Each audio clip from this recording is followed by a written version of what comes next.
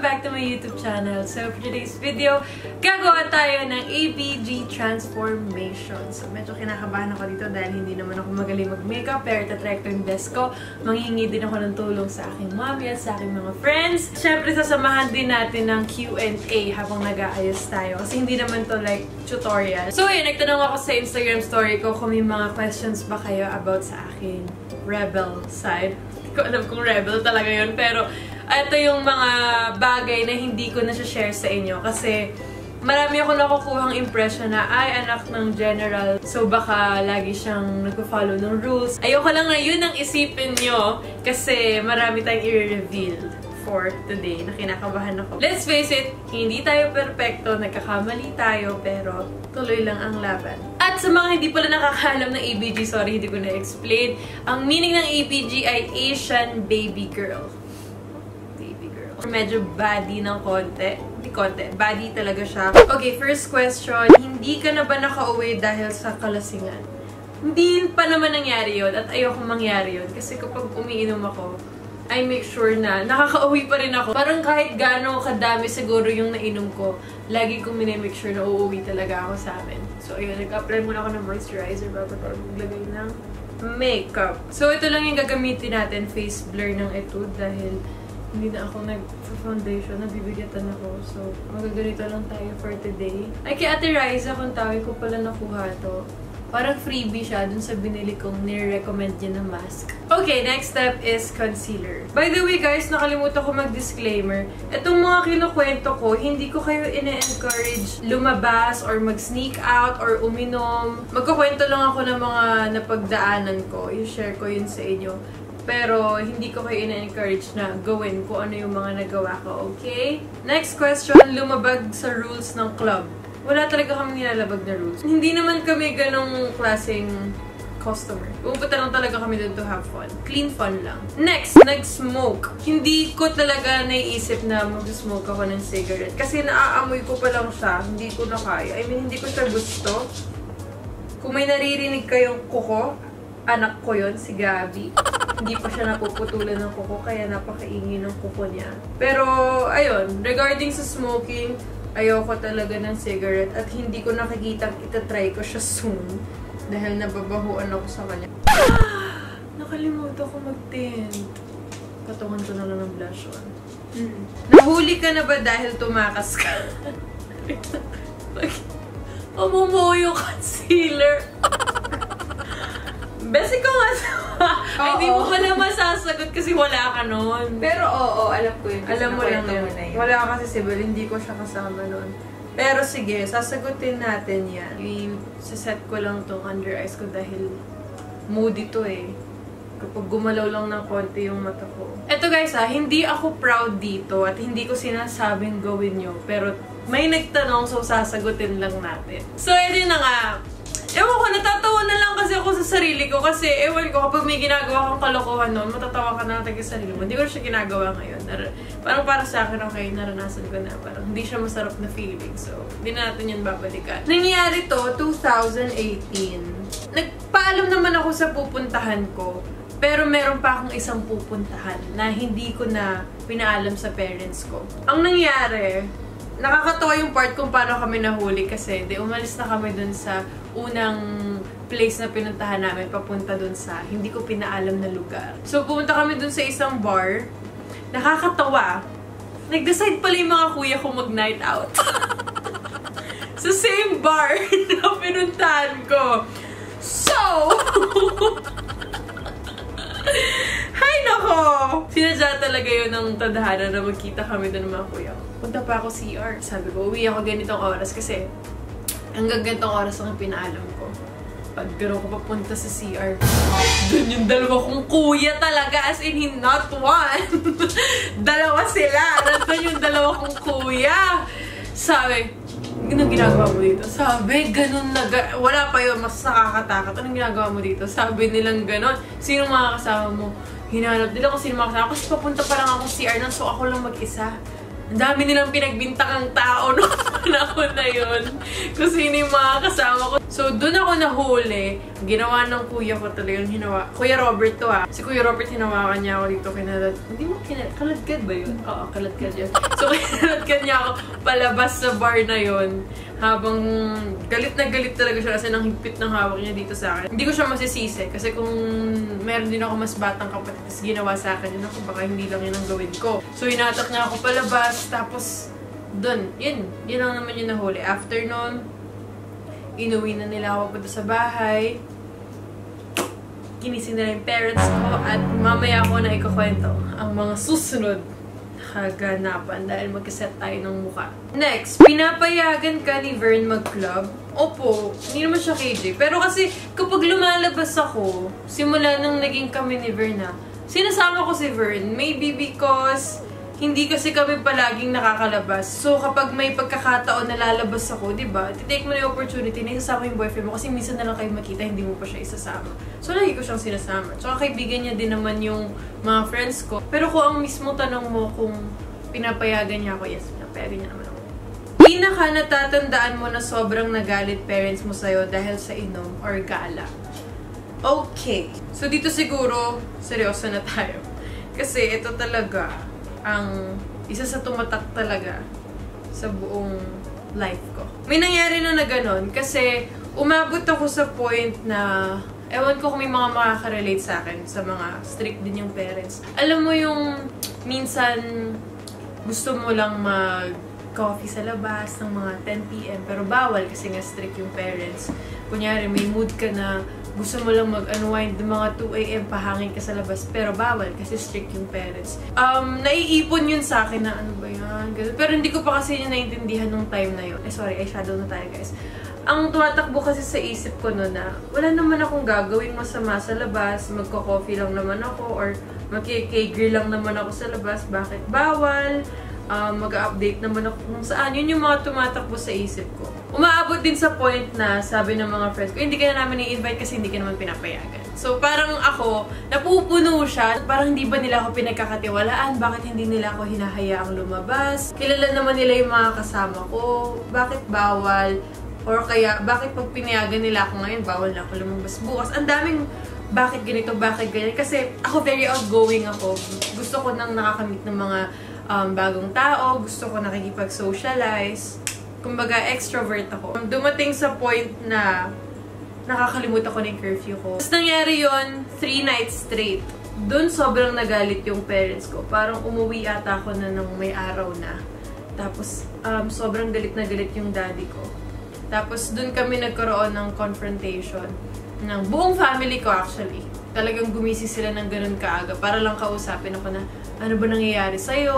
Ito ba talaga yung gusto mo? Parang hindi ka na sumusunod sa amin.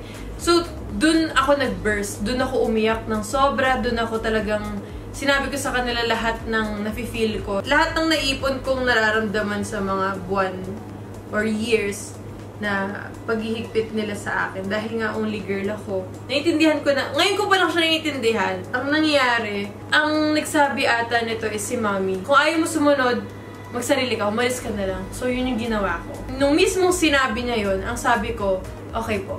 Tapos umakit ako sa kwarto ko, kinuha ko lahat ng gamit ko. O, diba? Very honest na ang Q&A. Pero, ito yung hindi ko pa nasasabi sa inyo na ngayon sinasabi ko na. Ito yung aaminin ko. Kinuha ko lahat ng gamit ko. May hangover pa ako nun. Pero kinuha ko lahat ng gamit ko, nilagay ko sa maleta. Mga 6 AM, book ako. Hanap ako ng hotel muna. Nakahanap ako ng hotel, naghanap agad ako ng condo. So, ayun, kumuha ko ng sarili kong condo. Lahat ng yun nangyari isang araw lang kahit yung paghahanap ng condo. As in, yung pagme-message ko sa mga tao na pwede po magstay na tonight or tomorrow, pwede po agad-agad, alam ko pong mabilis. Naghanap ako ng fully furnished na condo. Thankfully, may nahanap ako maganda. Sa Eastwood ako nagstay na condo. So, doon ako nakahanap. Nagkaroon ako ng sariling condo. Nakakamiss. Nakakamiss yung condo na yun, no, Bes? Oo. Kasi yung nakuha kong condo, guys, surprisingly, ang ganda ng view. As in, glass siya na gano'n, makikita mo yung city na view. Pagka-step sa condo, sabi ko, wow. Nakaalis ako. Parang, ano nangyari? Parang nauna na-shock pa ako na, grabe, nagawa ko to. Di ko naisip sa ilang taon na ang ginawa ko lang is sumunod lang sa parents ko. Hindi ko naisip na magagawa ko yung ganon. Yung nag-decide ako for myself na ito gagawin ko. Sige, kaya ko to. It felt very liberating. Nakakatakot siya syempre kasi wala akong alam sa gawaing bahay. Hindi ko alam paano maglinis, maglaba, magpalit ng bedsheets, lahat, name it. Hindi ko siya alam. So, bale, challenge ko na rin yung sarili ko nun. Nung una, mahirap talaga guys, kasi syempre, naiisip mo na nag-worry sa'yo yung family mo. Kahit nung time na yun, hindi ako kinakausap nila mami, nila daddy. Naiisip ko sila na, for sure, nag-aalala yun sila sa akin, kasi hindi kami nag-uusap. For sure, masama yung loob nila. Alam mo yung mga ganun, pero nung time na yun, nagkaroon lang ako ng decision para sa sarili ko, para siguro mahanap ko yung sarili ko on my own. 1 month kami hindi nag-usap ng buong family ko. Kailangan na namin makita-kita kasi pupunta kami yung Europe. So, kailangan namin magsama-sama para sa visa. Hindi ako umuwi, pero pumunta lang ako doon para sa visa. Unang kita pa lang namin ni mommy, hinag niya na agad ako. Sabi niya pa nga sa akin na uwi na daw ako. Sabi ko, gusto ko rin naman, namimiss ko rin naman sila nung mga time na yun. Pero kasi, nung time na yun, marami pa akong gustong matutunan on my own. Kaya hindi ako umuwi agad. Siguro 3 months ako nag-stay sa condo rin. So, umuwi na lang ako dito sa amin every weekends. So, ayun. Doon ko natutunan actually magsaing. Have you ever took money from your parents before sneaking out? Ito naman guys, yung never ko talagang ginawa. Kapag umaalis ako, gumagala, or kahit na anong labas pa yan, kapag gala mo, gastos mo. So, wag kang gumala if wala kang money pang gala. Kaya, pag ako, lumalabas ako, syempre nakakahiya na, lalabas ako, tapos hihingi ako pera kila mami. So, syempre, sarili kong gastos kasi gusto ko parang hindi mo naman yun talaga need. Gusto mo lang lumabas. So, kapag umaalis ako, pera ko talaga yung ginagastos ko. Which alcohol made you say, I'll never drink that again? Para sa akin, Weng-Weng. Weng-Weng tsaka Bacardi. Nung tinikman ko na yung mga yun, sabi ko, hindi ko na kayo makikita ulit sa buong buhay ko. Next, kwento mo po yung nasukahan na Chanel bag. Kasi, hindi talaga ako lasing noon. As in, very fun night lang. Tapos, nung aalis na ako, sabi ko, guys, papaalam na ako kasi may pasok ako kinabukasan. Okay, bago ka mawiri ba, chug? Alam mo yung mga ganong linyahan ng mga friends ko. So, okay. Hindi naman tayo KJ, so nag-chug tayo. Bacardi pala yung pinachug. Punta ako Grab. Pauwi na ako noon. Tapos, doon ko na na-feel na, hala, ano ba itong nararamdaman ko? Hindi ako lasing, pero nasusuka ako. Nahihiya kasi ako kay Kuya Grab. Sabi ko, ayoko, nakakaya. Ang hassle pa sa kanya kapag sumuka ako sa kotse niya. Wala akong ibang masukaan. Sukang na talaga ako. So, dahil nahiya tayo kay Kuya Grab, doon na lang tayo susuka sa Chanel bag. Para siyang bucket bag. So, pag isang ganun mo lang, bukas na. So, pagkakaganon ko talaga, sinuka ko dun lahat. Di alam ni Kuya Driver na sumuka ako dun. So, yun yung kwento ng Chanel bag. Okay, mag-blush on na tayo, guys. Next question, favorite mong alak? Pag tinatanong ako ng favorite kong alak, lagi kong sagot yung tequila. Kapag sinasabi ko yun, ayaw ng friends ko eh. Pero sila din naman nakakaubos. I don't drink beer. Bloated ng pakiramdam. At daw ayaw ko ng beer dahil daw ba milig ako mag-crop top, tapos nakaka-bloated. Nung inisip ko, kapag lumalabas ako, lagi ako nakapanglalaki na suot. Lagi ako nakamalaking shirt, pants. Siguro sobrang bihira lang ng crop top, tas pants. Ewan ko, kasi mahilig akong ganun, kiti-kiti ako eh. So, kapag lumalabas ako, gusto ko comfortable ako sa suot ko. Feeling ko makakapagpa bad girl sa itsura natin is yung eyeliner, tsaka lashes, tsaka contacts. Which is si Mami ang gagawa lahat nun. Sige, maglagay na tayo ng lipstick para makita nyo naman na may nagawa naman ako. So, ang gagamitin ko is nude lang dahil pink na ang ating hair. Gusto ko yung may headband ako sa harap pero hindi ko siya nagamit. Ma'am? Pa-eyeliner na po dito. Tsaka padala ng lashes.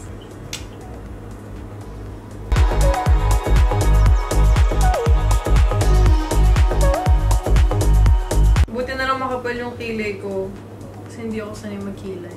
Ayan na po ang aking lifesaver. Ito pa bukas yung CR dito. Si Gabi po dyan po umiihi. Ayoko nga makita. Kaya nga dyan ka lang. So, So, yun guys. Grabe, ang laking difference talaga ng lashes, eyeliner, at contact lens. Ewan ko kung may mga niretouch ba siya sa mukha ko dahil nga sobrang OC ng aking mami pagdating sa makeup. Pero gagawin natin ngayon, papalitan ko na yung top ko para makapaglagay na tayo ng tats. So, ang dami pinadalang tattoo ng Tattoo Mundo. So, thank you so much Tattoo Mundo sa mga pinadala yung tats. Meron pa akong mga ganito pero nakatago lang kasi ito lang yung gagamitin ko para sa video na to. So, ilalagay ko yan sa dito ko. Isang side lang kasi. Bad girl ka? Hindi niya pala ni mami ko. Bad girl daw ako, guys. Bad girl. Bad ka, gore? Bad ka, gore! So, si mami din maglalagay. So, magkapalit na muna ako ng top. Bad? Ito na.